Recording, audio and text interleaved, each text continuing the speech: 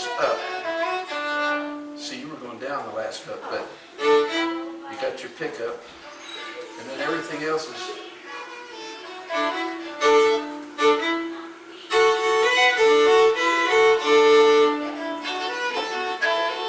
That's it.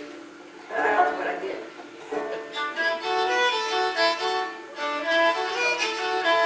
I was changing, still not going the right way you're going. The temptation is to make your bow do more than it needs to when it's just, at the last it's real even. No, I'm still going down again. You got those two notes. I keep going down on it. I think that's going to waver me too far off course on the board. Play it through again. It sounds good when you're doing it, but I think it's going to be, it's going to put me too much out of my comfort range to turn that bowing around. Well, it did me at first, and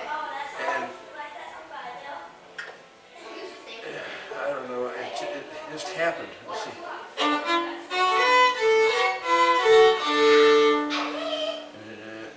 It's just back and forth. The whole thing, so we get used to it.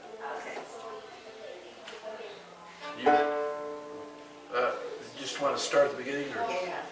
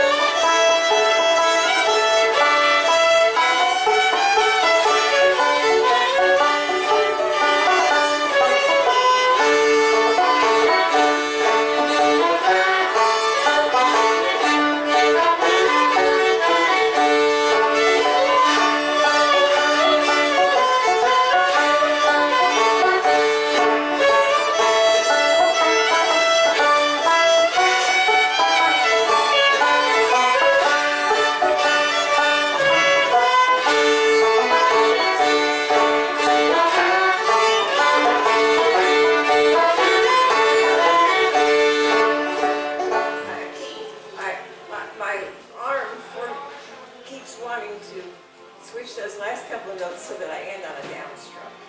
I know. Part of it is if I would be consistent with, instead of going up to that high note, instead of doing that,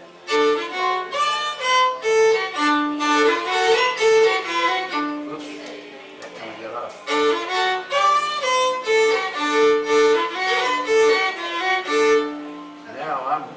Now he's doing the downstroke. Ending up, yeah.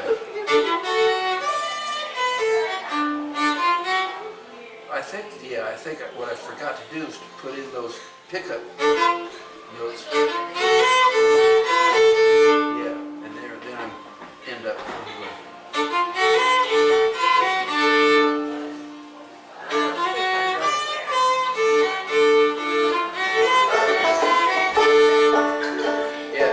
Even bowing that way, yeah. Up and down. But is it necessary to have even bowing all the way?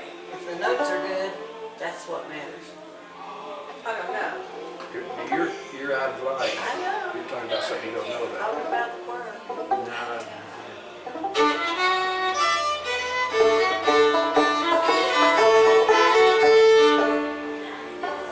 But the bowing, I think, is a lot of what makes you pick your feet up when you're dancing. Yeah. I think the bowing is one of the unique things about certain fiddlers that it makes you move. And I know that your bowing is different in mine and different in Dewey's, but this tune, I think it's however you can play the notes. That's what you do, and because it's not about picking your feet up. It's got a lot of notes in it. Well, and it's a slow tune. You know, it's not going to make you want to dance. I don't think. It's a good waltz too. Like two-step. Well, Yeah. yeah, I guess if you really.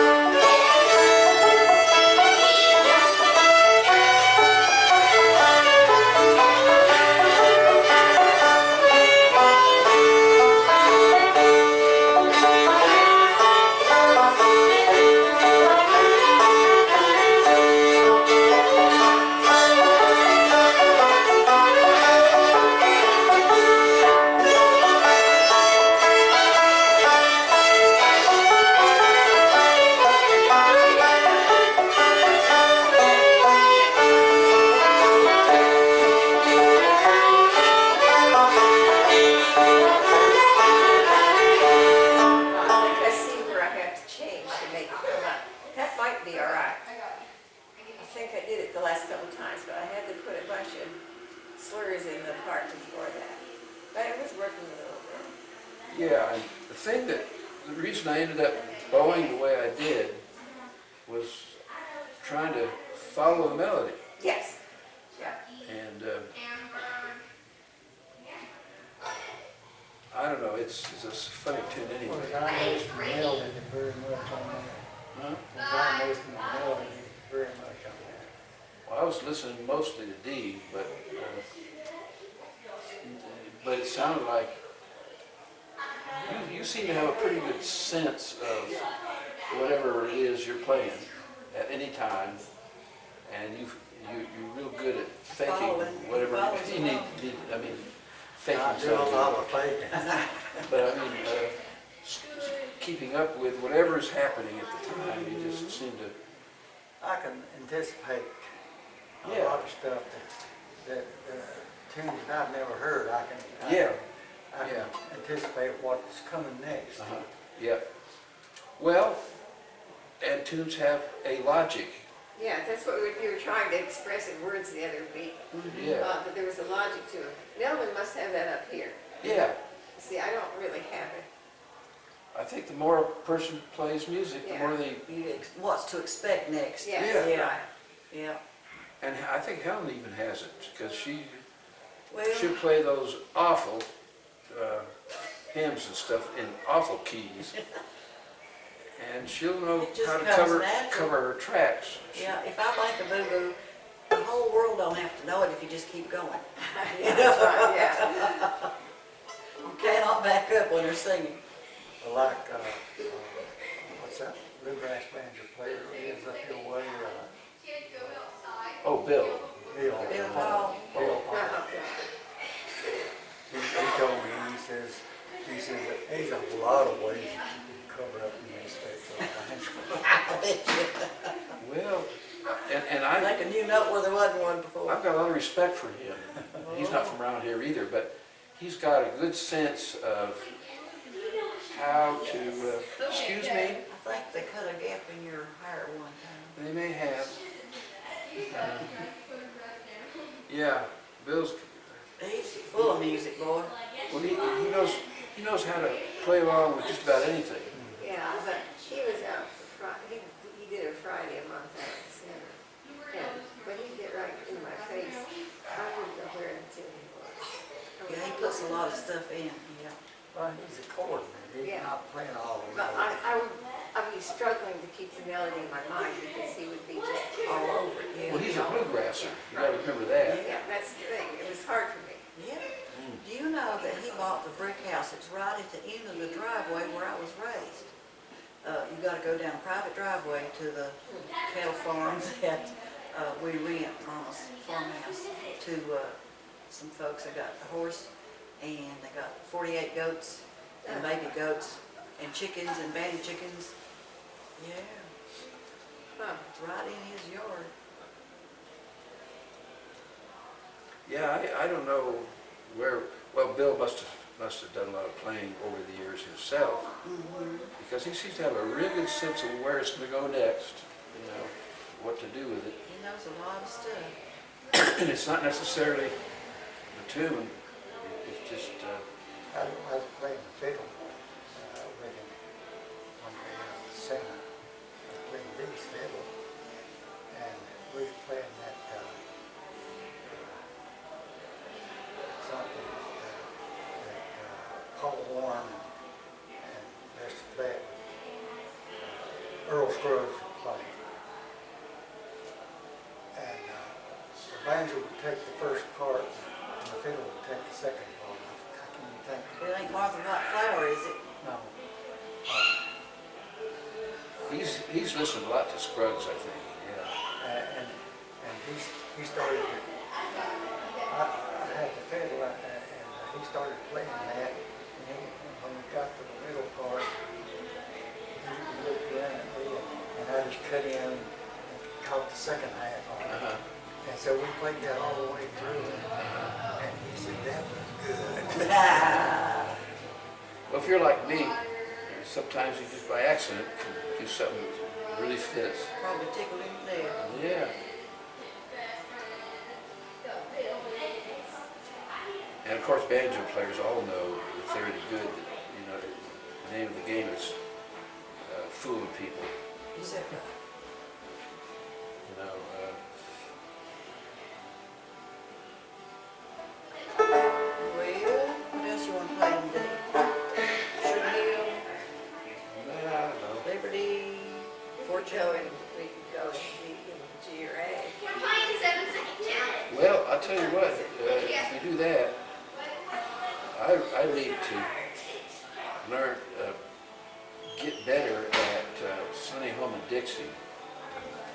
Is it a G2? That's a G2, we can do that. I'm going to the bathroom. And I think, I don't have it wrote down anymore, but I'll listen. Maybe I'll get it. it's just a 3/4, I think. Well, it probably is. I gotta get me a dry paintbrush and get the filth out from them strings every time I'm playing. I look at it and, ooh, the dust under there.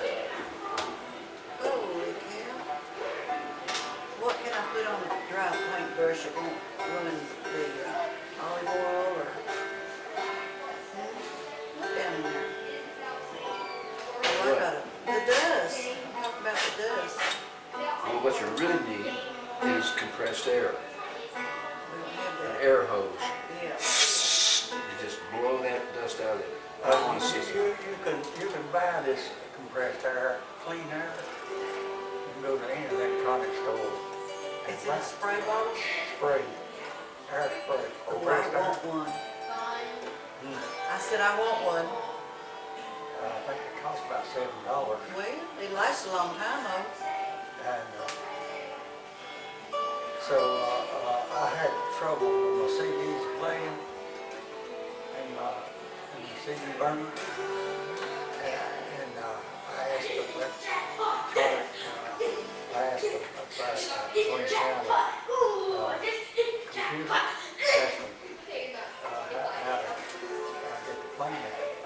And they said there's two ways. You can buy a CD that cleans your Head and all. head or the laser, or you can get the air spray. So I got both, Oh, yeah. and I sprayed. I tried the laser cleaner with a disc, and the DVD wouldn't play. Ooh. So I used that air spray, and man, it sprayed like a You top. make really nice copies, I'll tell you what. You do good work. You wouldn't consent to getting the wrench and tuning a couple of notes while we're waiting for Dee, would you? Just a couple of notes on here.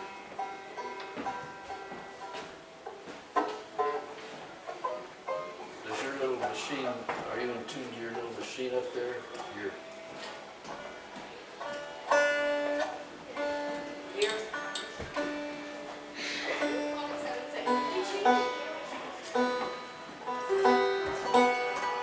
I don't know whether there's that whole lot of fiddle players that analyze the up and down of the bow that much. no, they don't think about it. Now, classical players in the orchestra, you'll see that all the bows go up at the same time. Yeah. But I haven't heard too many people talk about the up and down of the bow. No. Now, Harold Hausenthalp talked that he could slow the record down and hear the little switch, the little dig that the bow made when it changed. And he had remarkably good bowing. But that was extreme analysis in my book. Well, first off, I think old-time fiddle players have to be concerned about which way the bow's going, so they, well, because old-time fiddle playing is more rhythmic than classical. Yeah. And I don't know, of course it depends, like Tommy Jarrell, he was a short bow fiddle player and he just made you want to dance. And that's what he played, his dance music.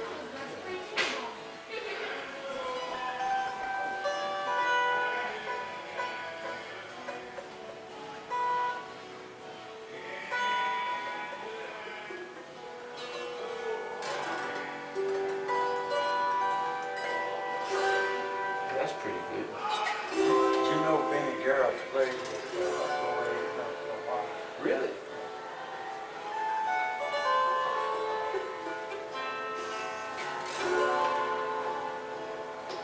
That ought to get it. Well, of course, he was a bluegrass. I don't know, how would you define Roy Acuff, though, you know, because He's country. bluesy country. Primitive country. Yeah.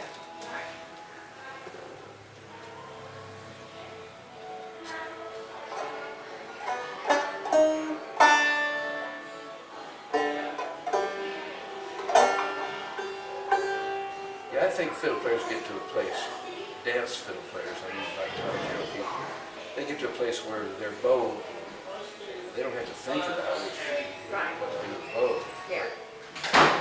And I remember Eddie saying something to that effect. He said, well, how do you tear it down so you know which way to go next? And Eddie said something like, I don't know, I don't think about it. Right. Just do it, you know. Right. Well, I never did think of which way the bow went. But I found that I kind of, my bowing will get a lot better if the dancers are doing their thing.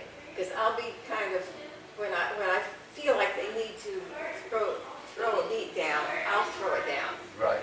And so there's an interaction between the dancers. It's almost Sure. like the banjo fiddle interaction. Yeah, you betcha. Yeah. Now, I haven't been able to play that much, you know, for the dancers, but maybe the last while that we did that, that was, you know, some of the times out there, and some of the times when you don't have too much of a sound system in between the dancers. Right. Well, I've watched you fiddle out at Mayberry Mill for dancers on YouTube. You guys are on YouTube. I guess you do that. No, Oh, you never looked it up? no. Well, look up Mayberry Mill. There's And- always somebody else out there, not us. Well, no, some of the time it was you. Oh. It was different people at different times, you know. But, and it sounded to me like you guys were, you know, really doing the right thing. There's this one old guy that danced all the time, right? Yeah, there was, over the years, there's been several that we were very fond of seeing. Yeah, I know the butlers are. But we quit because we lost all of them. They'd all died off. Oh, yeah. Yeah, Don Johnny. And they took the dance board and Like that everything. too. And a lot of the dancers quit because of that. Right. Well, sure. And They weren't maintaining so the we dance quit. floor. Yeah, you need a dance board, yeah. They let the dance boards get crapped up. They died off and it was bad. But, Yeah, we'll probably go home here pretty quick. Just play what you want to play, Dad. Well, I want you to help us out. Well, I'm getting cold, I'm gonna wrap up. Well, I want you to learn Sunday Home of Dixie. I will. I've got the album at home, I can listen to it. You got an opportunity now. My hands are cold. Okay. Well, I can are we doing it two probably in one? Are we doing two in one? sure, yeah. And I'm not very good at this. Well, for one thing, it's in G, and I'm not used to playing G at all. I can take it over.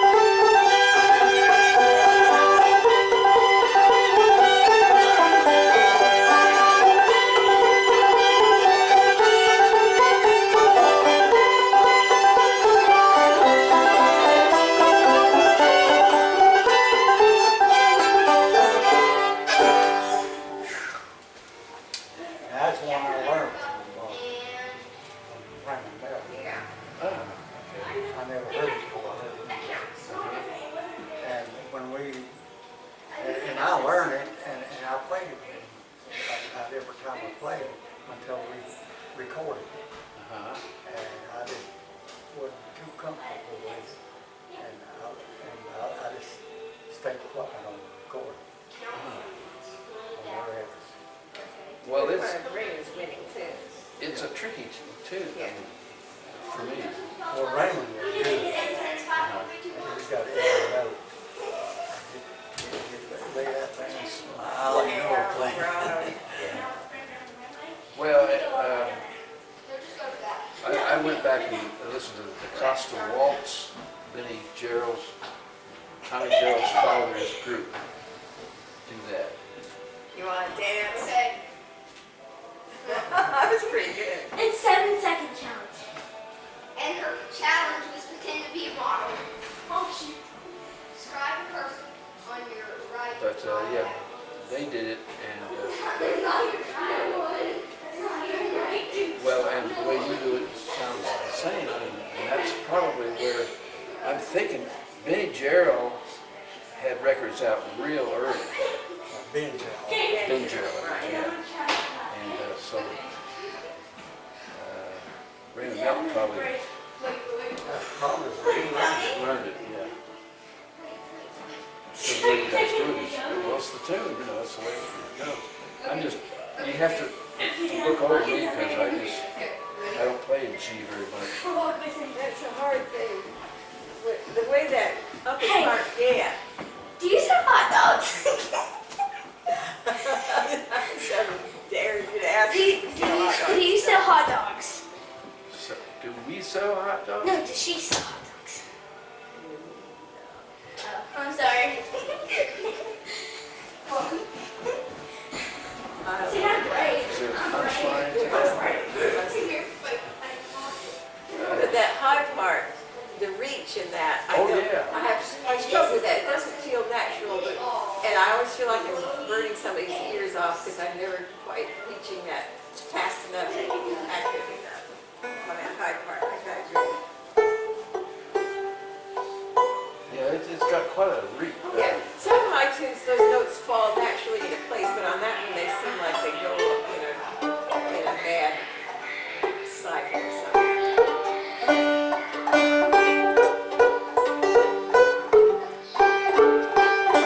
It would help if I was in tune. Now, some of those runs and the Queen runs, I got that from John Colton. I want to show Nanny. Did you Well, read that? He likes old records. I bet you he learned it from Ben Gerald. And I remember him saying about Raymond Melton on that tune, he said, John said, he embroidered it to death.